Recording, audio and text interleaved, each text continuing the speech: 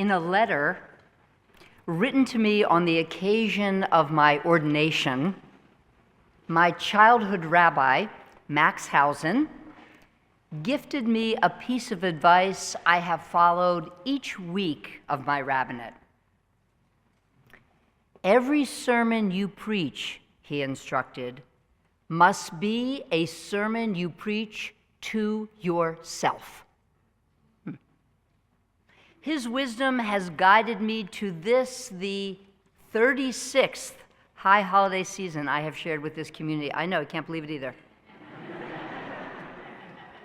Many of you, especially in this room, know me quite well, but those of you who don't know me as well and would like to know me better, all you have to do is look at my sermons, because in them you will see the questions with which I have struggled, the themes that have lifted me up, and the pain and the joy that has been in my heart. You see, weekly on Shabbat and on these, our most sacred holidays, while I may appear to be speaking to you, every word of every sermon is one I am actually preaching to myself. So I realized the message that I needed to hear this year when I was reading Psalm 27. You see, Jewish tradition tells us that we're supposed to read Psalm 27 every day of the month of Elul, which leads up to today and just ended last night when the sun set. Now, Psalm 27, it's only 14 verses, so not a heavy lift. And as you can imagine, it speaks of faith in God and encourages us as we anticipate the heavy themes of renewal and repentance. And yet, each day I found myself really drawn to, really transfixed by the last verse. And it is this last verse, I realize, that was just calling out to me. This line is for you, Amy Schwartzman. This is the one you need to hear. Maybe others will listen and maybe take something helpful or valuable away, but first, preach this to yourself. Kaveh el Adonai, hazak v'ya'ametz libecha v'kaveh el Adonai. While not exactly a literal translation, I understand this verse to mean, connect yourself to that which is sacred. Hazak v'ya'ametz libecha, and be brave, very brave. I think we all know that we, members of the Jewish community, are living through tremendously challenging times. For many of us, certainly for me, the most difficult and painful of our entire lives. Angst, anxiety, anger, worry, sadness are emotions we feel frequently as we navigate so many new realities of our world, and I know you all know them, you feel them, rising anti-Semitism, our complex relationship with Israel, and the real and profound impact of the changing landscape of our nation. I know that for many there have also been more personal struggles. Jobs have been lost, along with the recognition of years of devoted work. Marriages have ended. Illnesses have emerged. Relationships with friends and even with family have been weakened by conflict and disagreement.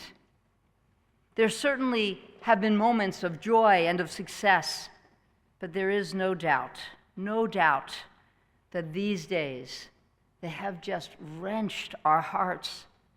They have stressed our bodies. They have twisted our minds. They have absolutely tested us. And more often than I wish to admit, I have felt afraid, fearful about my future and the future that my children will endure, scared for our Jewish people, frightened for everyone who lives in our beloved land of Israel, afraid that I will not rise to respond to this moment as my best, most authentic, most moral self. Maybe you felt this too, Meg? Yeah, I saw you nod. And maybe some of you somehow know deep inside that this is a time to be hazak v'ya'ametz libecha.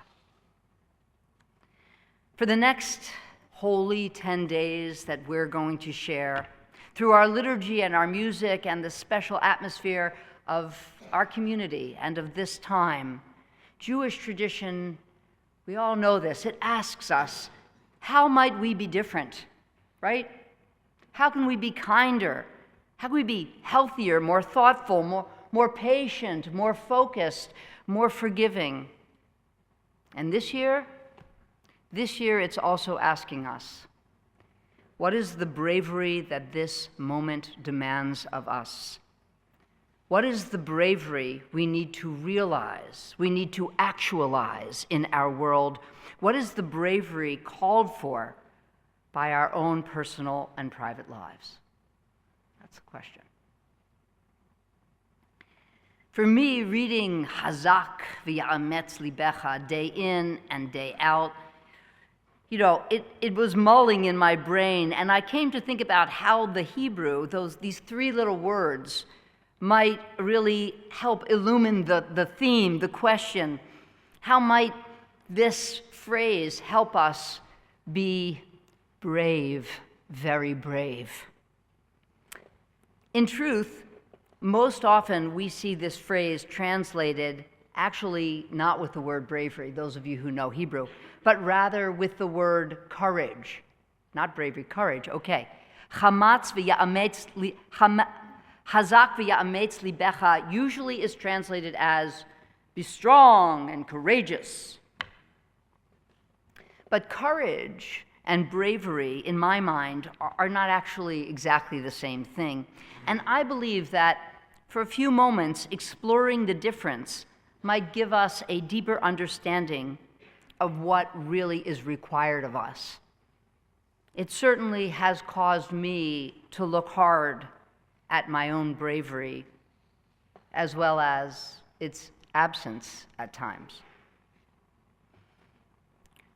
In Hebrew, courage is translated as ometz lev, which is just like in that psalm, ya'ametz libecha. Can you hear like the echo? The two words are almost the same. Ometz means strength, lev means heart. So we might call courage heart strength. I like visualize my own heart, imagining this muscle not only pumping away inside of me, but metaphorically bolstering my resolve to take on each day. So the thing here is that courage is an internal quality. Like our hearts, it's embedded within us. And, each of us has a heart, so each of us has ometz lev. And we use it. We practice it, we cultivate it really daily with every significant and small decision we make, with all the ways that we uphold our fundamental commitments, like raising our children and being committed to our jobs and facing illness and helping our aging parents. Simply living in a world filled with contradiction and turmoil. From the moment we are capable of making meaningful and personal decisions, we accumulate the raw material of courage. You and I, we have plenty of ometz lev, plenty of heart strength, yes. Now, if courage is an internal quality, okay, bravery, I propose, is the external actualization of that quality, okay. If courage is the muscle we build up over the many seasons of our lives, bravery happens when we flex that muscle in a decisive moment, when we grab agency, at times to act, at times to hold back, at times to speak out or to speak up, even when our voice shakes. Whether through small or large gestures, public or private moments, brave acts affirm that we are not paralyzed. They assert that we do have power, power that can be very hard to feel, especially these days when parts of our world feel so upended, and it seems overwhelmingly hard to effect the change we crave. Now, just a few weeks ago, when religious school was starting, I asked a group of our teens about bravery, because I kind of want to know, how does this theme play out with these young people, right? So they immediately launched into descriptions of famous figures, naming people like Rosa Parks, Oskar Schindler, Greta Thunberg. A few of them shouted out to their grandparents who left Europe with a totally unknown future ahead of them. One person said Queen Esther, woo woo, right? Another, ready for this, said Eve, explaining the huge risk she took in biting the apple, and the even huger risk it revealed, a truth that smashed her idyllic world, a truth that was accompanied by pain. This kid's going to be a rabbi.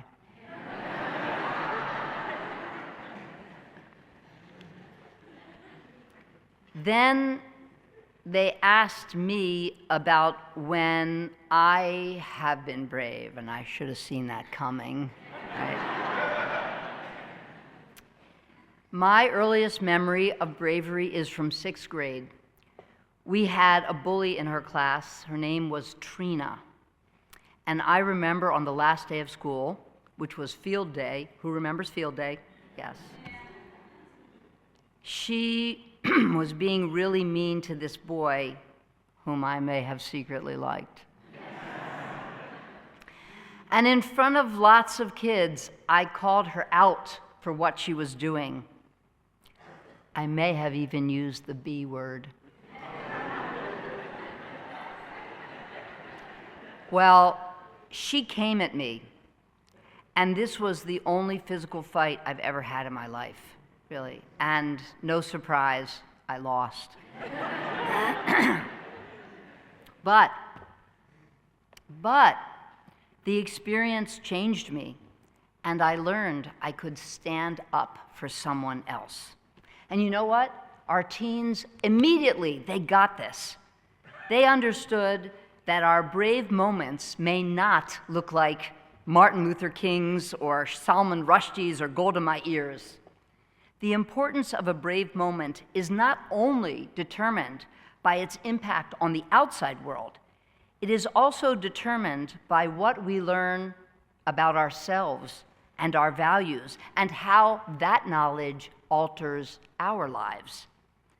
We see our actions as brave not only because they change what is happening around us, but because they change us.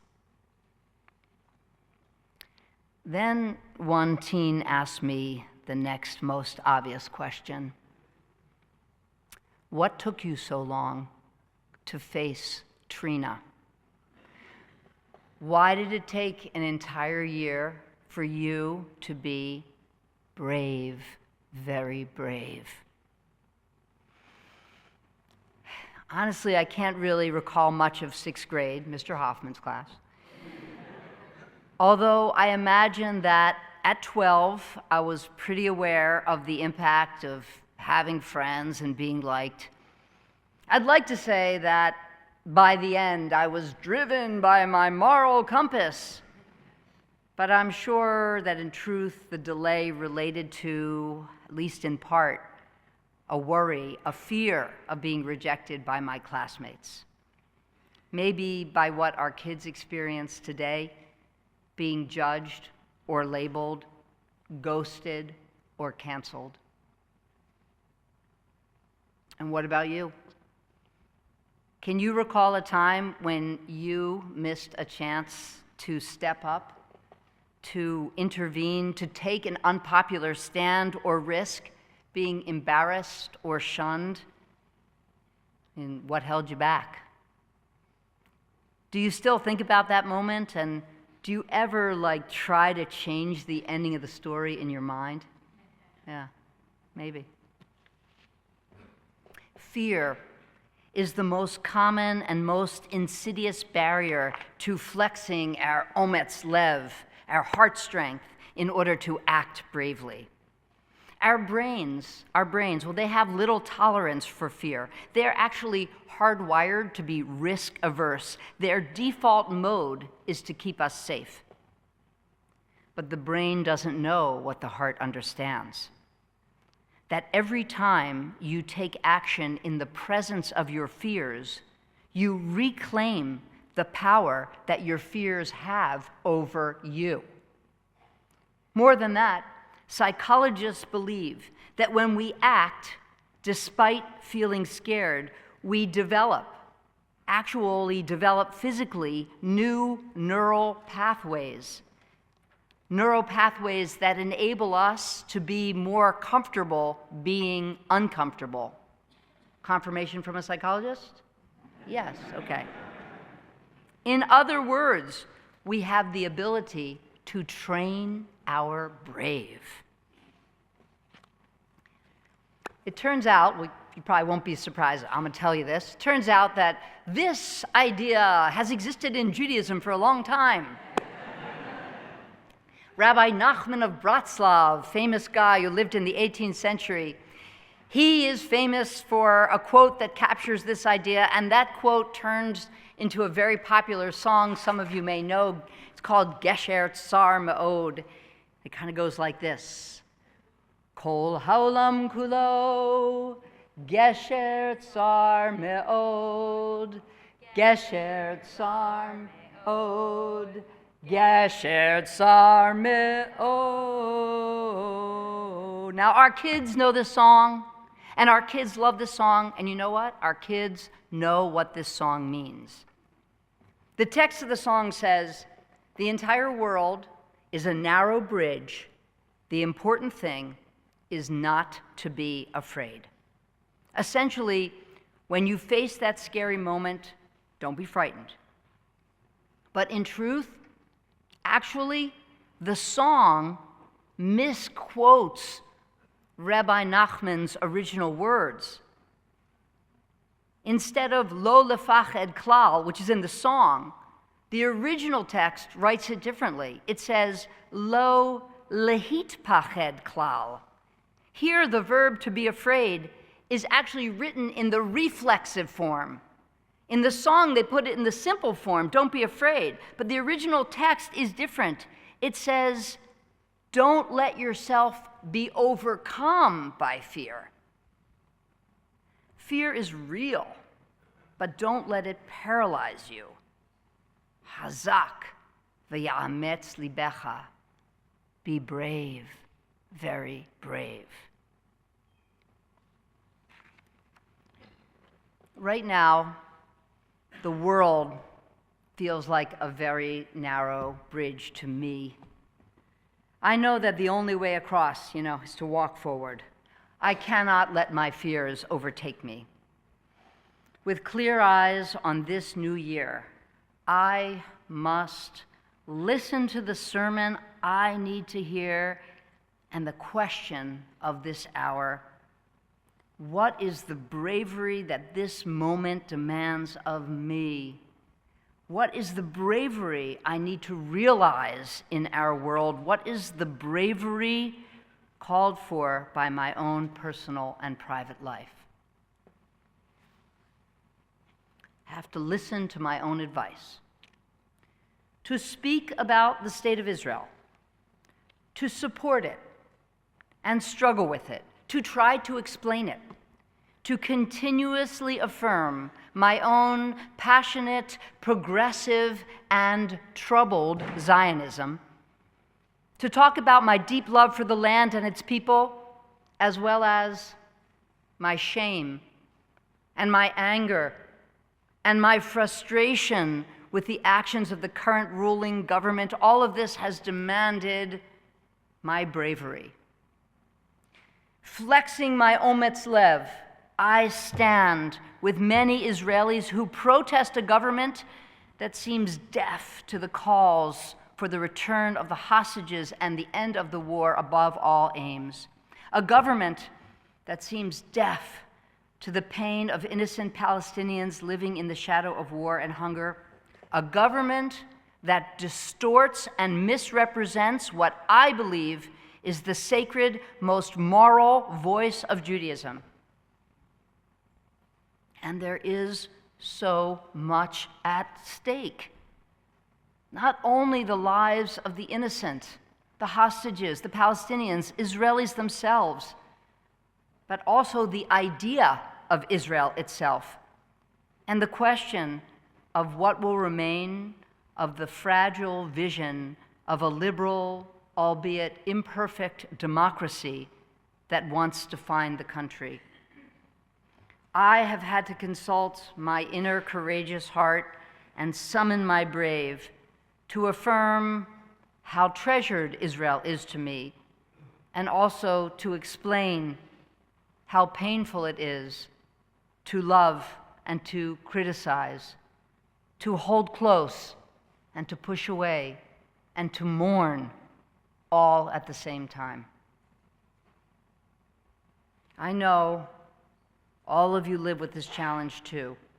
No matter whether you lean right or lean left or sit squarely in the middle, you are, as I am, in pain. I know I am not alone. And yet, I also know that many of you feel I haven't been brave enough. And I'm sure there are times when that has been true. There have been times when I have silenced myself, worried that sharing my authentic voice would compromise my commitment to honor the diversity of this community. Was it that? Or was I, lehit pached, overcome by my own fear of being rejected, judged, canceled? Sometimes the risks of moral courage are too great to endure. At the very least, we must be aware of what is at stake when we silence the call to be brave. Eleanor Roosevelt warned that we are at risk, quote, of tiptoeing gently through life only to make it safely to death. Great quote. At the same time, bravery often makes no sound. Our most profound moments of courage are often ones no one sees and no one hears. How valiant to accept what we did not choose and cannot change.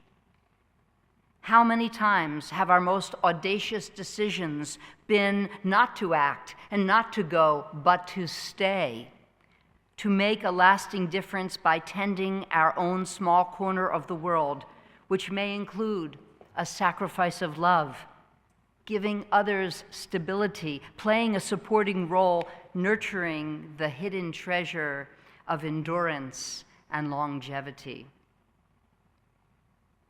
One of the great, great privileges of being a rabbi is to witness all of this, to be exposed to bravery, your bravery, to see so many people, so many of you stepping up, to see the muscle of courage flex before my eyes. I see you, and I admire your ability to be brave, very brave. Courage, admitting to ourselves that we were wrong, we behaved badly, we've transgressed. Bravery, admitting that to the person we hurt. Mm-hmm. Courage, recognizing that you're in an unhealthy relationship. Bravery, canceling the wedding 2 months before the event. Bravery, calling your estranged brother. Bravery, joining the Jewish people, converting during one of the most difficult times in our history. Oh, Bravery, leaving a job before compromising your personal morals. Bravery, transitioning from a boy to a girl during middle school, as did my niece. To thine own self be true. Bravery, continuing to talk to one another despite our differences, listening, engaging, disagreeing with each other, disagreeing with me, and coming to Yom Kippur to pray as one community. Bravery, being willing to stand alone. In the Talmud, when one disagrees with the majority opinion, one says, Ipcha mistabra, I am the minority voice. I disagree. If I must, I will stand alone.